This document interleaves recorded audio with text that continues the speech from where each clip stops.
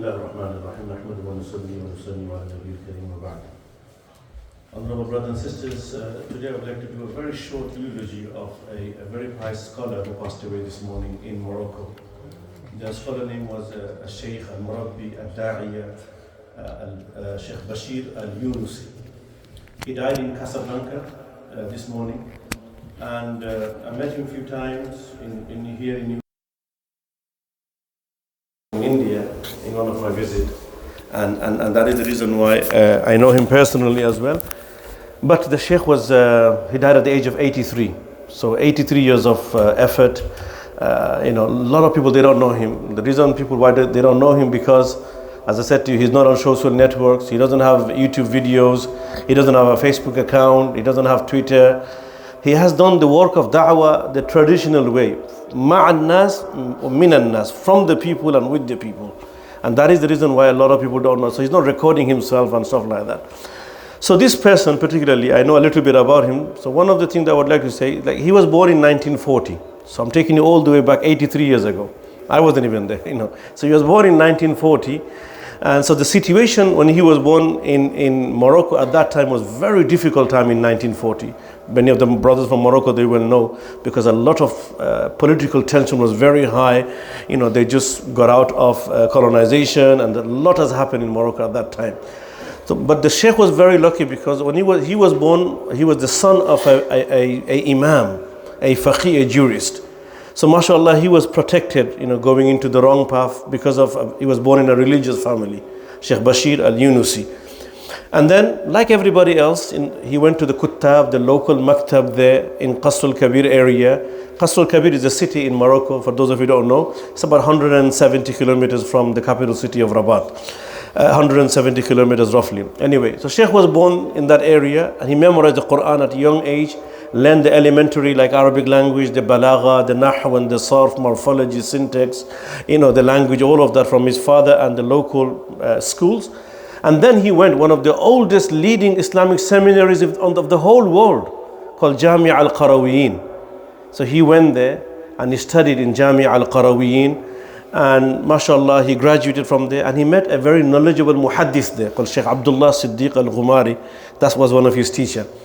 And then he came out from there, and then because of his language skills, he was appointed to be the secondary school teacher in the state school, and he was teaching Arabic literature, al-adab al-Arabi, But his passion was something else. His passion was Quran and hadith, and not just Arabic language, which is also important as well. So what happened was the Sheikh started teaching. From these two books, you'll realize what kind of a person he was.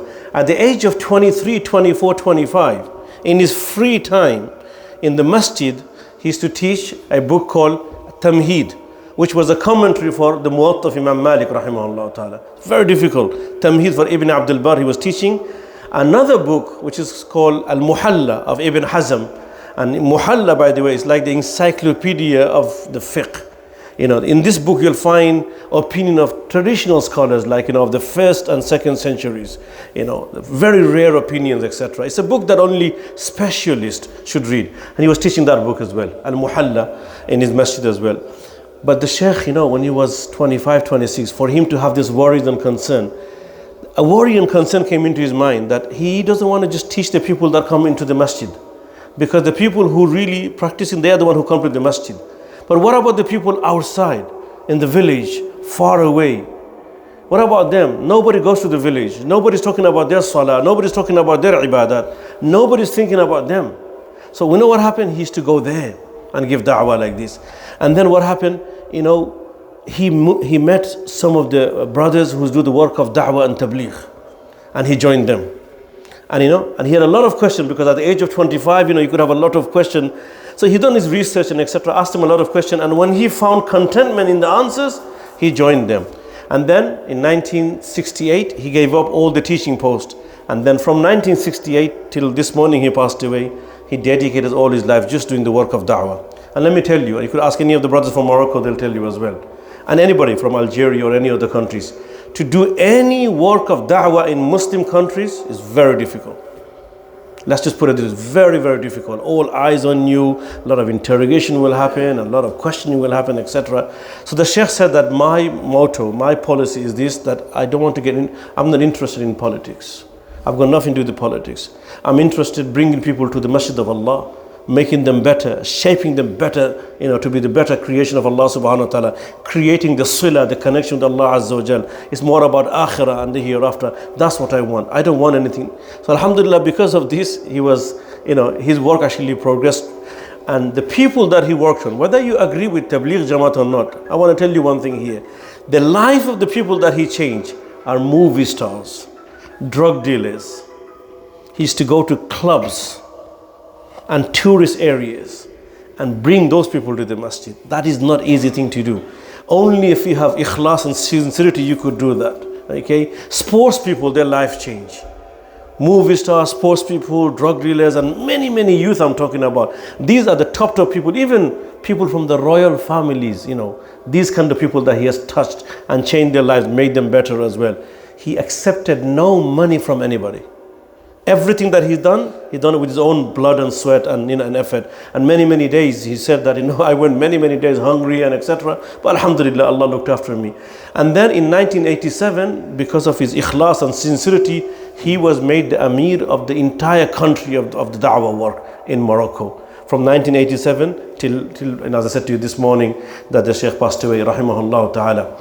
To do the work of da'wah, you need a lot of ikhlas. You need to do it for Allah subhanahu wa ta'ala. There will be a lot of people pointing fingers at you, questioning you, and if you have sincerity and if you're really and truly doing for Allah subhanahu wa ta'ala, then your work will flourish.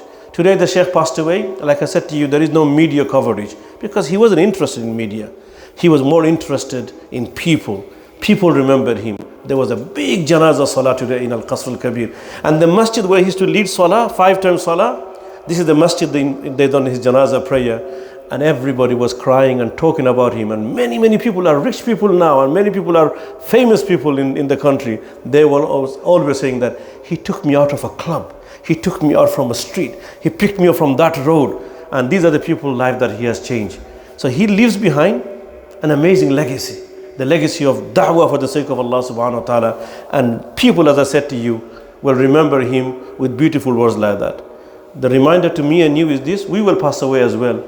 How the people will remember us and what legacy are we going to leave behind? This is something for us to think and ruminate. May Allah subhanahu wa ta'ala have mercy on this Sheikh Bashir al-Yunusi, and may Allah subhanahu wa ta'ala grant him Jannatul Firdaus. May Allah subhanahu wa ta'ala forgive his shortcomings and mistakes, and may Allah give us, all of us, the tawfiq to do the khidmah of his deen.